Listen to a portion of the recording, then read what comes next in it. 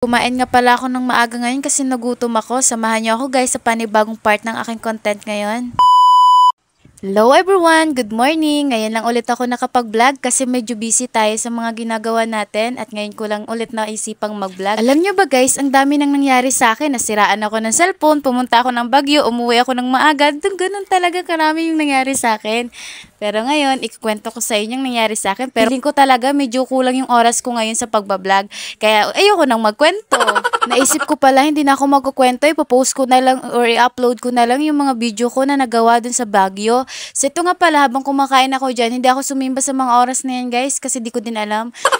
Mabalik ko nga lang pala guys dun sa about sa Baguio, dun sa mga video na ginawa ko. Kunti nga lang pala yun guys, parang isang part lang yun kasi nga hindi ako nag-video talaga dun. Pasensya na nga pala talaga kayo kung medyo maingay yung aking paligid. Alam nyo naman, marami akong kasama dito. Balik ulit tayo dun sa ating pinag-usapan. Hindi nga pala ako nagbablog dun kasi parang tinatamad talaga ako mag-vlog dun at hindi naman talaga gala yung pinunta ko dun kasi pumunta ako dun para sa ministry. Sino ka dyan?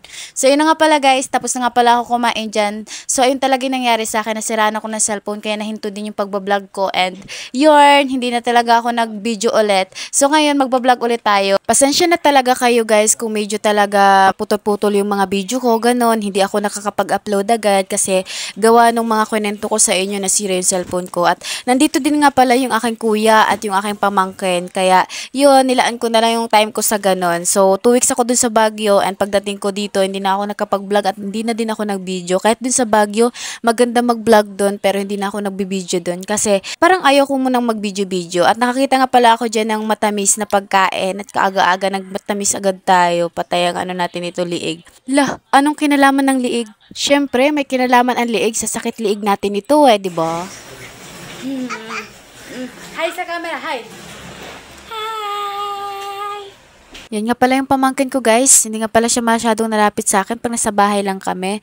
Pero pag nandun kami sa ibang lugar, nalapit siya sa akin. So makulit na bata yan at masayahin. Kung napapansin nyo naman yung lugar namin ngayon, di ba? Masyadong maano na, makulimlim.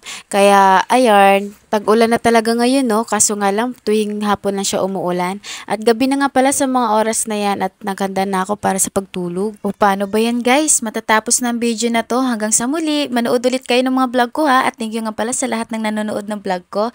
Hanggang dito na lang. Bye bye guys. Thank you for watching. Bye bye.